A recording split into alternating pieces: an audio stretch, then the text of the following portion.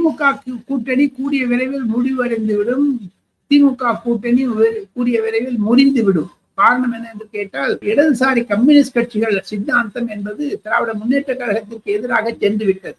தமிழகத்தில் நடந்த மாநில கம்யூனிஸ்ட் மாநாட்டில் பாலகிருஷ்ணன் பேசியதும், அதையும் தவிர அந்த பாரதி என்று சொல்லக்கூடிய எக்ஸ் எம்எல்ஏ பேசியதை எல்லாம் பார்த்தால், ஒரு பெண் தலைவர் அதையெல்லாம் வைத்து பார்த்தால் தமிழகத்தில் பாஜக அதிகமாக வளர்ந்து வருகிறது, தமிழகத்தில் விஜய் அதிகமாக வளர்ந்து வருகிறார், எடப்பாடி பழனிசாமி மீண்டும் ஆளுமையை பெற்றுவிட்டார். இந்த காரணத்திற்காகத்தான் ஆளுங்கட்சி தோழமை கட்சிகள் ஆளுங்கட்சி திராவிட முன்னேற்ற கழகத்திலிருந்து ஒதுங்க ஆரம்பித்து விட்டது. ஒருவேளை கம்யூனிஸ்ட் அதிமுகவுடன் போனாலும் ஆச்சரியப்படுவதற்கில்லை.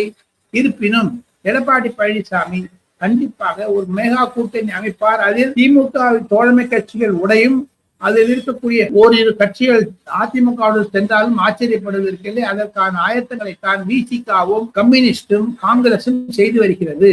கடைசியில் இருக்க போது மதிமுகவுடைய ஒரு சில்லர் ரெண்டே நடப்பாங்க. அர்த்தவாசியாளர்கள் திமுகவுடன் யாரும் இருக்க மாட்டார்கள். பொதுமக்களும் கை கழுவி விட ஆரம்பித்து விடுவார்கள். காரணம், போதைப் பொருளுடைய அதிகாரம், போதைப் பொருளுடைய ஒரு ஆக்கிரமிப்பு தமிழக மாணவர்களிடையே அதிகமாக இருக்கிறது தான் குறிக்கிறது விஜய்.